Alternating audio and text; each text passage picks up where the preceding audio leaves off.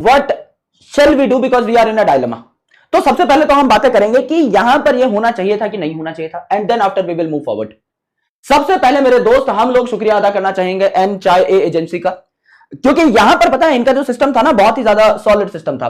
मैं उन सभी लोगों को दाद देना चाहूंगा जिन्होंने वो गेस्ट पेपर बनाया और पेपर लीक किया, क्योंकि ये 10 लेवल का जो ब्रीच सिस्टम था ना, मतलब खतरनाक वाला जिसको ब्रीच करना इंपॉसिबल था, वो अगर किसी ने ब्रीच कर दिया तो ये बहुत बड़ी बात हो जाती है।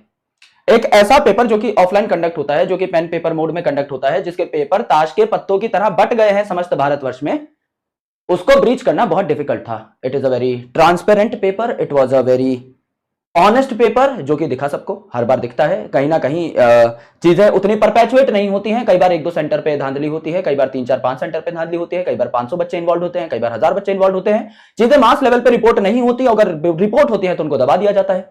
और जब ऐसी चीजों को दबा दिया जाता है तो अक्सर दिमाग में एक रुझान ये आता है कि एजेंसी तो बहुत ट्रांसपेरेंट है, शायद कोई बीच का ही इंसान थोड़ा सा इस चीज के अंदर इन्वॉल्व हो, एजेंसी को तो इसके लिए ताने नहीं मारे जा सकते। लेकिन अगर एजेंसी को ताने ना मारे जाएं या किसी और अथॉरिटी होल्डर को अगर ना कहा जाए तो किसे कहा जाए बताइए?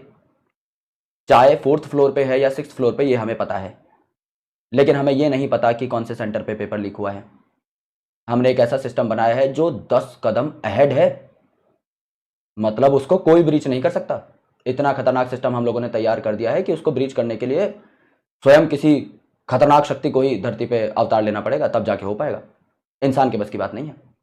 इंसान अपने बलबूते पे, अपनी क्षमताओं पे आ गया तो नहीं कर पाएगा।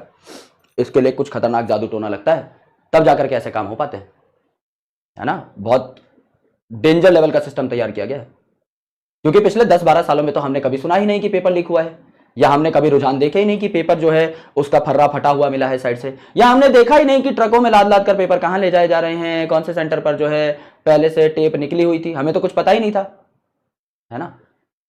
तो अब जो है थैंक यू ये हमारी तरफ से, तो और क्या है, हम लोग घर पे बैठ के कर क्या सकते हैं, थैंक्स बोल सकते हैं। तो सब लोग एक बार थैंक्स स्पैम कर दो इन द चैट सेक्शन। एक बड़ा दिल से शुक्रिया अदा तो बनता है दोस्त, है ना। अब करें क्या? एक चीज की मैं इस बार पर्सनल लेवल पे दात देना चाहूंगा, और वो दात ये है कि एटलीस्ट दे एक्नॉलेज्ड। हर बार तो चीजें टाली गई हैं, हर बार तो चीजों को भगाया गया धक्का देकर के कि नहीं ऐसा तो कुछ हुआ ही नहीं, आंखों पे पट्टी बंधी हुई थी। इस बार कम से कम उस पट्टी को उतारा गया है। इस बार चीजें इतनी मास लेवल पे रिपोर्ट की गई हैं कि इस बार उसे नजरअंदाज किया ही नहीं जा सकता, और इसीलिए रीनीट कंडक्ट कराने का जो फैसला है वो भी झटपट ले लिया गया है, तुरंत ले लिया गया है। 3 तारीख को पेपर हुआ, it was called a peaceful paper.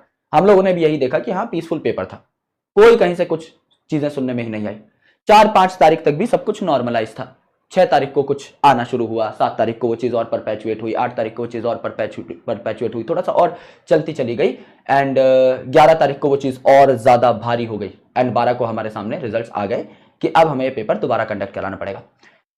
अब अच्छी चीज ये है कि पेपर दोबारा कंडक्ट हो रहा है, बुरी चीज ये है कि उन बच्चों का क्या जो कि पेपर अच्छे तरीके से दे आए थे ईमानदारी से, और जिन्होंने अपने नोट्स अपने जूनियर्स को पकड़ा दिए हैं कि बच्चों भैया जो है आप डॉक्टर बनने वाले हैं, दीदी आप डॉक्टर बनने वाली हैं, अब आप लोगों को मेहनत करके इस देश का नाम रोशन करना है, अब आपको जो है अपने घर वालों का सीना गर्व से फुला करके जॉन सीना कर देना है। उन बच्चों का क्या?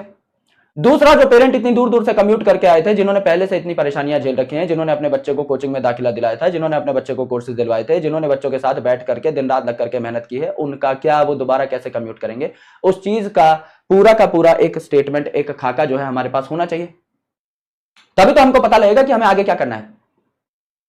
तो I personally want on behalf of each and every student जो कि मुझे यहां पर देख रहा है, आई पर्सनली वॉन्ट कि मुझे या आपको जल्दी से जल्दी एक एजेंडा तैयार किया हुआ मिल जाए फ्रॉम एनटीए, एक पूरा का पूरा खाका मुझे तैयार किया हुआ मिल जाए कि मेरा पेपर कब होगा, मेरा एडमिट कार्ड जारी कब होगा, रीनीट का एक भी पैसा मैं अपनी जेब से नहीं लगाऊंगा, मैं ऑलरेडी जो भी मेरे पास था वो सर्वस्व दे चुका हूं, अब मुझे कोई भी और एफर्ट नहीं मारना है पढ़ाई के अलावा। एज अ स्टूडेंट मैं यही कर सकता था कि मैं एक बार फॉर्म भर सकता था, एक बार सेंटर पहुंच सकता था, एक बार अच्छे तरीके से उस एग्जामिनेशन को अटेम्प्ट कर सकता था।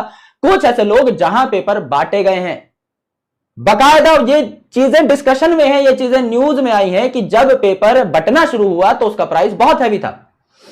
जब पेपर बटना स्टार्ट हुआ उस टाइम पर बहुत ज्यादा हैवी प्राइस में, बाद में कौड़ियों के भाव पे एंड डेट में आते आते डिस्काउंटेड प्राइस पर भी पेपर बांट दिए गए, इतने मास लेवल पे पेपर बांटे गए। अब वो बच्चा जो पूरी साल तैयारी कर रहा था उसका क्या हुआ?